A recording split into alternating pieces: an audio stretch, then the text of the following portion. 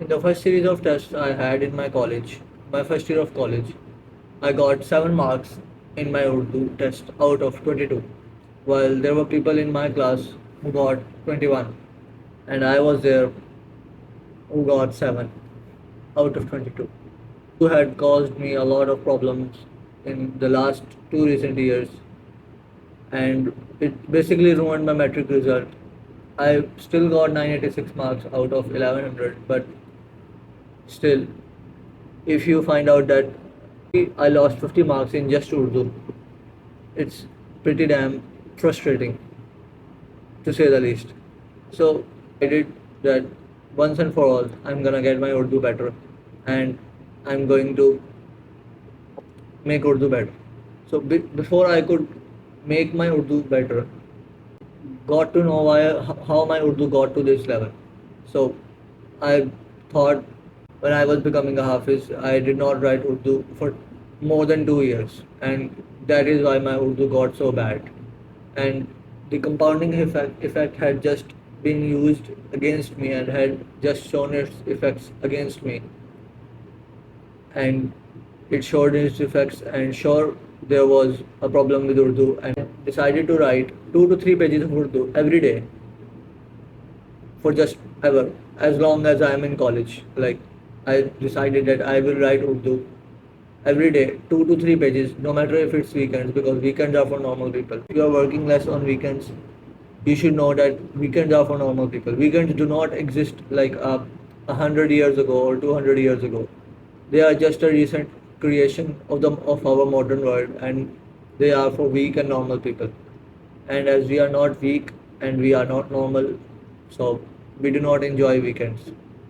Started to practice Urdu every day, 2 to 3 pages of Urdu every day. I was getting, I started to get better at Urdu, to say the least, to say the best, I guess. Well, in the test after that, I got 9 marks in Urdu, and then I got 12 marks out of 22. Then I got 14, then 16 twice, and the last test that happened just 2 weeks ago, around 2 weeks ago, I got 18 in that test.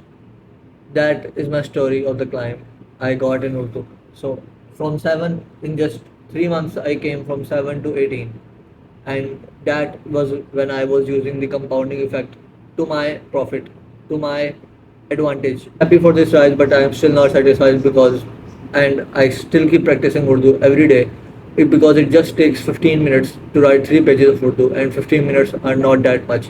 And if you think you do not have 15 minutes to do anything, 15 to 20 minutes to do, I'm not just talking about Urdu, bro.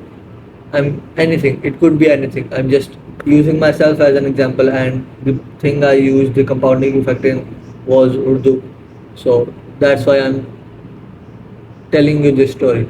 Improvement community, these days schools and colleges get a lot of hate, but I realized is that school is a game that we were put into without our consent, and we must play it because we were put into it. Schools and colleges get so much hatred. You do know that Andrew Tate used to get an A plus in his exams. He told that in one of his videos. Because it's better for you to work, it's better for you to study than for you to scroll on Instagram or any other social media.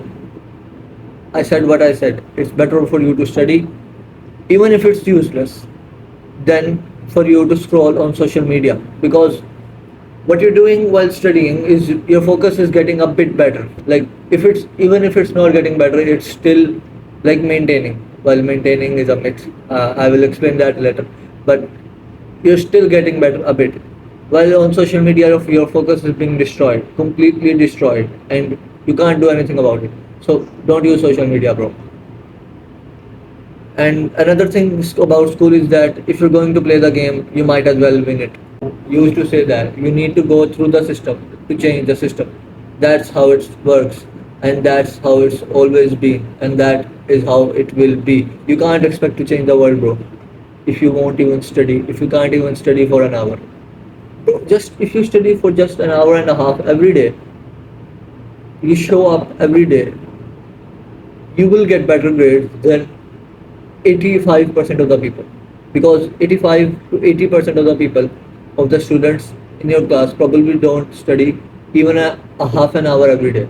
So if you just study an hour or a half, an hour and a half every day, you will get better grades than 80% of the people. It's that simple.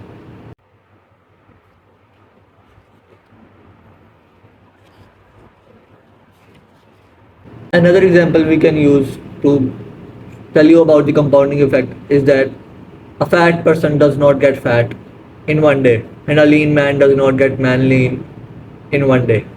So let's take an example. Let's take two people who know each other and are quite similar. They make the same amount of money, they are about the same age, they live in the same area, and they have nearly the same job.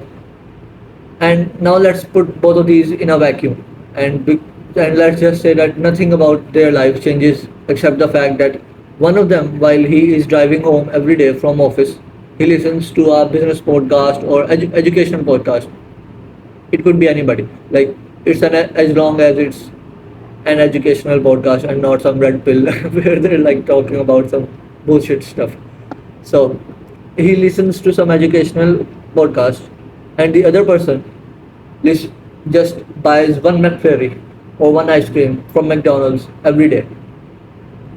If you just keep both of these scenarios in a vacuum and say that nothing else in their life changes, that they don't do anything. The one who is listening to podcast doesn't start reading books and doesn't start meeting with other people, and the one who is eating ice cream every day, and he is just eating ice cream and he is not eating any other thing. Is You know that in 2 years what will be the difference between them? The one who listens to podcasts will be making more money. He will have a side hustle or something. He will have better education, a better mental health, because he will be, you know, learning about stuff, learning about health, learning about how the world works, learning about money, and basically everything which he shows interest in. And the other person who used to eat one ice cream every day will be fat in 2 years.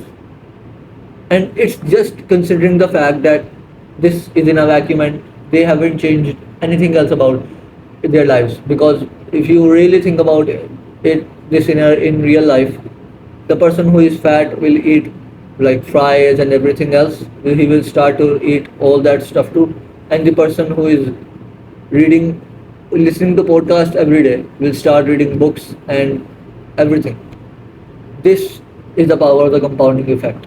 If you just do a little bit of work every day without being absent, and you just show up every day, no matter if you want to or if you don't want to. By the way, let me tell you something. When you do the hard work, when you don't feel like it, that is discipline. You should know that discipline is not when you do the hard work when you want to do the hard work, because at that moment you were motivated to do the hard work, but when you were not motivated to do the hard work and you still did it despite the conditions and the circumstances, that is discipline. So bro, if the compounding effect is not if you're not using the compounding effect to your advantage, it's already working against you without you even knowing it.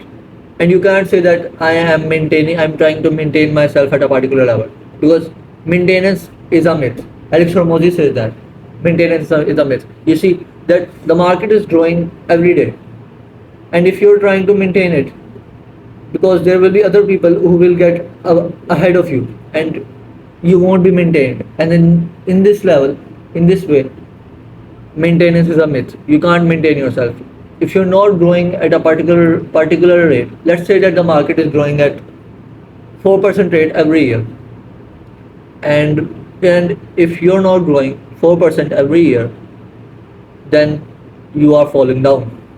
You are degrowing. Is that even a word? I don't know. You are degrowing. So maintenance is a myth. If you're not growing, you're degrowing. If you're not using the compounding effect to your advantage, it is already working against you, uh, to your disadvantage. You have to know that. This is it for today. and take care.